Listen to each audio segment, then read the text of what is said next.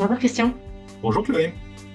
Alors, on entend souvent parler du principe la carte n'est pas le territoire. Personnellement, j'adore ce principe-là, mais en fait, comment l'utiliser, comment le mettre en place, qu'est-ce qu'on fait en fait de ce principe-là? Ah, bah ça c'est une bonne question, Chloé. Merci beaucoup. Donc on va le resituer. La carte n'est pas le territoire. Donc si mes souvenirs sont exacts, c'est le comte Alfred Korzybski qui était polonais, il était militaire. Ça nous renvoie quand même 19e siècle, 20e siècle. C'est assez ancien, 1780 par là. Et bah, en fait, alors de quoi s'agit-il? Alors visiblement il y a plusieurs historiques possibles. Moi j'en connais un que je vais vous raconter. Donc le comte Alfred Korzybski était d'abord militaire, donc il avait à mener bataille et à un moment donné il doit mener une bataille contre l'ennemi et il fait partie de l'état-major donc il organise sa bataille. Hein, voilà, donc il a des cartes, il dit on va procéder comme ci, comme ça, donc tout est au point, ils vont gagner, c'est sûr, voilà.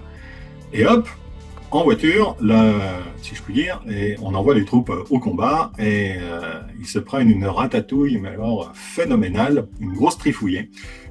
Et donc, évidemment, le comte, qui est très intelligent, il a fait plein de choses après sur les dimensions humaines, et étudie la question. En fait, il se rend compte que les troupes ont buté contre des obstacles qui n'étaient absolument pas renseignés sur la carte. Et c'est de là que serait venue, alors a priori, il y a d'autres possibilités aussi, mais la fameuse formulation, la carte n'est pas le territoire. Voilà. Donc déjà, je trouve ça intéressant, ça rend la chose plus concrète, de se dire, oui, les cartes. Alors, en quoi ça nous intéresse dans le quotidien? Alors la carte n'est pas le territoire, c'est une formulation. Il y a un truc à peu près équivalent qui est, il y a la théorie et la pratique. La théorie serait la carte, la pratique ce serait le territoire. C'est aussi une illustration de ce principe-là, si vous voulez.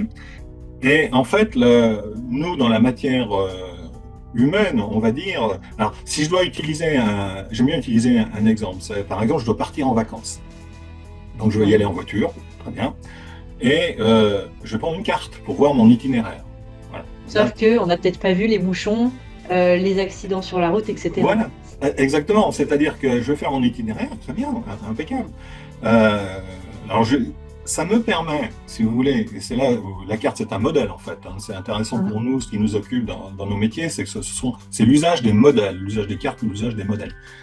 L'usage des modèles, ça me permet d'organiser, d'anticiper. Donc ça, c'est très très utile. Donc c'est intéressant d'avoir des cartes, des modèles. Très Oui. intéressant. J'ai l'habitude de dire que ça nous rend plus intelligents. À partir du moment où on comprend mieux, grâce à des cartes ou des modèles, on décide mieux, on réfléchit mieux. Donc c'est intéressant. Mais à un moment donné, il va falloir quand même tourner la clé de contact et démarrer. Et ça devient le territoire. Là, on rentre dans des métaprogrammes procédures détails, c'est la vraie vie. Tant qu'on était sur la carte, ça allait bien, c'était de la théorie. Mais quand on est au volant, là, c'est la vraie vie, c'est la pratique. Et là, comme vous l'avez souligné, il peut se passer plein de choses. Hein. Il y a des bouchons, il y a des travaux, il y a des déviations, il y a des grèves, il y a des manifestations. Et en fait, le voyage ne se passe pas du tout de la manière dont on l'avait imaginé. C'est la pratique, face à la théorie qui aurait dû être. Alors, pour ce qui nous occupe dans l'évaluation, la psychométrie, des cartes ou des concepts, on en a plein. Alors, on a souvent le concept de la personnalité. Voilà, c'est très bien, la personnalité. Alors dans l'Intelli7, on a la personnalité, mais on en a d'autres. Alors déjà, on a plusieurs personnalités. On a aussi les soft skills, qui sont des modèles, qui nous aident à anticiper, c'est très intéressant. On a les drivers, qui nous donnent aussi des styles. Voilà, on a les métaprogrammes, enfin, on a plein de choses. Voilà, très bien. Mais ça reste de la théorie. Et on se rend bien compte que si on ne travaille qu'avec ces outils-là, il y a des risques. Parce qu'on essaye de déduire des choses. Et généralement, c'est orienté d'une certaine manière, c'est déduire des choses que les personnes vont faire. Donc ça, je vous renvoie à une vidéo que nous avons faite ensemble sur la dynamique. Hein. C'est ce que j'allais dire, on peut clairement faire le lien avec l'adaptabilité en fait de l'être humain, quelles sont ses capacités d'adaptation, et à la vidéo qu'on a tournée précédemment sur le sujet, évidemment. Exactement. Donc, quand on est sur des modèles, on est très orienté sur qu'est-ce qu'on va faire, pas sur ce qu'on va ne pas faire. Déjà, on a une orientation, si vous voulez, qui est un prisme. Or, vous avez remarqué que quand vous avez des problèmes avec un collaborateur, c'est rarement parce qu'il a trop fait d'une certaine chose. C'est plutôt parce qu'il n'a pas fait ce qu'il aurait dû faire. Oui. Et ça, de ce fait, ça aurait été intéressant de savoir ce qu'il ne faisait pas. Mais ça, donc, c'est la dynamique, mais les cartes ne nous donnent pas, parce qu'elles ne sont pas programmées structurellement. Les modèles ne sont pas structurés de manière à dire quelque chose qu'on ne va pas faire. Ils sont structurés de manière à dire quelque chose qu'on va a priori faire. Bon. Et ça reste de toute façon de la théorie. Dans la pratique, la personne va faire des choses, elle ne va pas en faire d'autres, et ça, c'est du niveau, en psychométrie, des comportements. C'est totalement différent. Parce que, par exemple, si je prends un modèle introverti-extraverti, il y a donc un modèle qui est une carte. Il y a des moments, je suis introverti, il y a des moments, je suis extraverti. Comment je peux l'anticiper que je serai de tel ou tel côté de ce modèle quand je serai en situation? Voilà, les modèles ne peuvent pas me renseigner. En revanche, la dynamique comportementale avec donc les comportements peuvent très bien me dire où je serai et ce que je ferai. Donc, la carte n'est pas le territoire. C'est précieux comme enseignement pour ne pas se leurrer.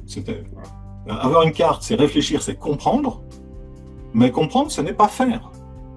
Alors, tant qu'on est dans le comprendre, on est content. Si vous voulez, c'est facile de comprendre, c'est satisfaisant, c'est réjouissant, etc. Mais à un moment donné, il va falloir produire, livrer, facturer. Et ça, c'est faire. Et là, la situation se complique, parce que comprendre, c'est la théorie, faire, c'est la pratique. Et cette distinction-là est intéressante à avoir, et ce qui est surtout intéressant, c'est d'avoir des outils pour comprendre et des outils pour faire. Voilà. Et donc, nous, dans notre outillage et notre proposition, on a les deux. Parce que comprendre, ça rend les gens intelligents beaucoup plus performants, ou beaucoup plus précieux, on va dire, sur le domaine intellectuel. Mais il ne faut pas perdre de vue qu'à un moment donné, il faut agir. Voilà. Et donc là, c'est un autre registre. Donc, voilà. Très bien. Eh ben, merci beaucoup, Christian. Avec plaisir, Chloé. À bientôt. À bientôt.